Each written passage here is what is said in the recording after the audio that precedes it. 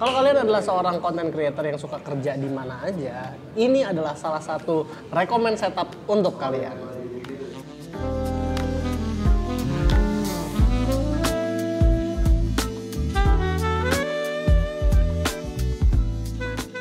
Di video kali ini, gue bakal merekomendasikan satu set loadout untuk para creator yang mobile atau suka kerja di cafe. Contohnya adalah content creator sosial media, influencer, atau freelancer video editor.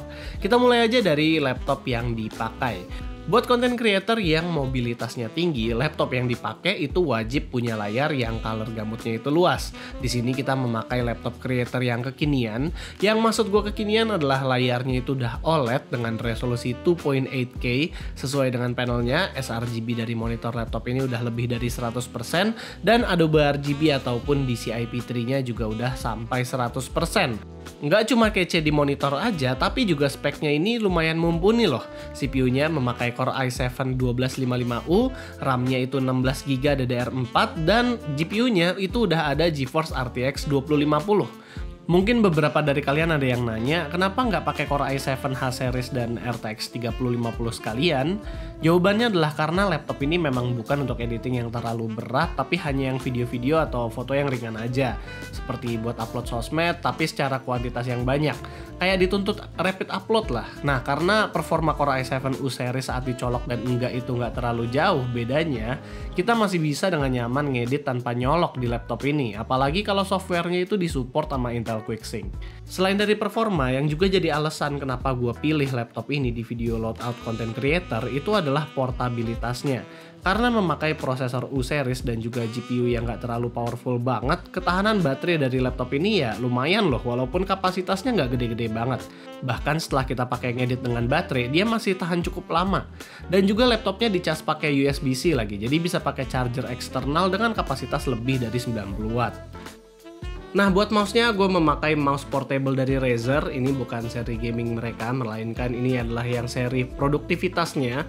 Mouse ini kalau dari bentuk kelihatan mau menyaingi Logitech MX Anywhere ya. Tapi sayangnya mouse ini nggak punya fitur-fitur seperti Logitech Flow kalau device-nya itu banyak. Tapi Razer Pro Click Mini ini tetap punya fitur seperti free spin dan juga kliknya ini udah menggunakan silent click.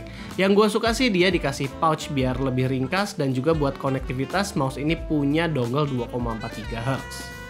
Nah, saat ngedit ataupun produktif, kalau kita nggak puas dengan suara speakernya, juga kita bisa pakai headphone ataupun headset. Di sini ada headset Bluetooth on ear dari Edifier yang juga portable banget. Edifier WH500 ini punya bentuk yang bener-bener ringkas, dia kecil dan juga compact apabila ditaruh di leher. Tapi sayang build quality-nya ini kayaknya agak kurang, apalagi surface kulit untuk telinganya ini. Dari tipisnya itu gue bisa nebak kayaknya ini bakal cepet ngelotok deh. Di dalam boxnya kelengkapan dari headset ini juga termasuk basic banget, hanya ada Type-C charging dan juga headsetnya itu sendiri. Kalau kualitas suaranya bisa dibilang so-so. Kalau buat lagu yang ngebass dia nggak bisa terlalu nendang, tapi headset ini cocok buat lagu rock ataupun yang berfokus di mid dan high. Headset ini sendiri karena konektivitasnya lewat Bluetooth sebenarnya nggak cocok-cocok banget buat jadi teman editing video, karena ada delay sepersekian detik dan itu kerasa kalau di dalam software. Tapi buat jadi temen dengerin lagu, ini tuh asik banget. Apalagi gue biasanya connect ke dua device, yaitu laptop dan handphone. Jadi kalau udah kelar kerja di laptop, biasanya gue tutup dan gue lanjut dengerin di HP. Selain dari essentials, gue juga ada satu barang yang rekomen banget, terutama buat content creator yang nggak punya banyak tombol di laptop atau keyboardnya. Ini adalah SenseLabs Quick Keys. Gunanya adalah dia ngasih kita 8 makro button dan juga dial buat naruh makro sesuai dengan kebutuhan kita. Enaknya SenseLabs ini punya software sendiri, jadi assign-nya itu gampang banget. Apalagi makro buttonnya itu di-assign sesuai dengan aplikasi itu juga bisa.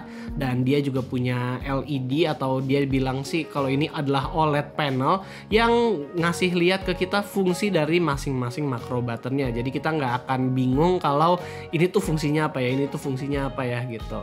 Dan juga konektivitasnya ini wireless, jadi kalaupun lagi dipakai dia nggak akan bikin berantakan workspace. Nah, karena laptop yang kita pakai itu chargingnya pakai USB-C dan adapter 90 watt yang bawaannya itu berat banget, jadi gue juga beli adapter 100 watt dari Usems biar nggak perlu bawa casan bawaannya lagi. Yang ini namanya Usems T50 dan di Tokped-nya waktu itu ada yang sepaket sama kabel yang ada wattmeternya, dan dia juga ada 3 USB-C dan 1 USB-A connectivity. Jadi kita bisa charge banyak device di dalam satu adapter ini. Jujur sih, adapter yang wattnya tinggi dan punya banyak lubang begini membantu banget biar nggak banyak bawaan.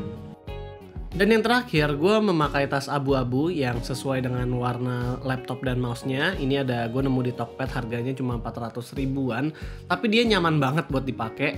Dimensi dari tas ini kecil, paling gede juga cuma laptop tipis dengan monitor 14 inch, tapi kompartemennya itu lumayan banyak. Di dalamnya ada beberapa kantong kecil yang bisa dipakai buat naruh charger, kabel, SD card, atau barang-barang kecil yang lain. Sayangnya karena ingin menjaga desain tasnya itu compact, kita nggak bisa masukin barang-barang yang gede seperti ya kamera Sony A6400 atau yang tebel-tebel lain. Jadi pastikan kalau memang kalian ingin memakai tas kayak gini, bawaan kalian juga nggak ada yang terlalu tebel atau terlalu gede. Kelebihan tas ini yang lain juga ada di strapnya, dimana bahannya itu lembut banget. Jadi kalau kita lagi bawa barang yang terlalu berat, itu nggak kerasa berat-berat banget gitu. Nah, jadi setup yang kali ini gue bikin itu bener-bener dibuat se-portable mungkin biar bisa kerjanya itu di mana aja. Kalau buat kerja di rumah ya sebenarnya sih enaknya laptop ini dikonekin ke monitor biar lebih gede. Nah, total dari satu set loadout ini ada di sekitar 21 jutaan, tapi ya tentu itu berat di laptopnya, sementara yang lain ya nggak terlalu mahal-mahal banget. Ini setup cocok buat kalian yang kerja di divisi sosmed dan mungkin dituntut buat editing on the go, atau cocok juga buat influencer yang mau edit videonya itu langsung habis syuting di tempat. Jadi habis edit bisa langsung upload tanpa harus pindah ke kantor. Jadi paling itu aja sih video gua kali ini. Kalau kalian suka dengan videonya, jangan lupa untuk kasih kita like, share, dan subscribe. Dan di sini gua Rizky, always stay safe and stay healthy.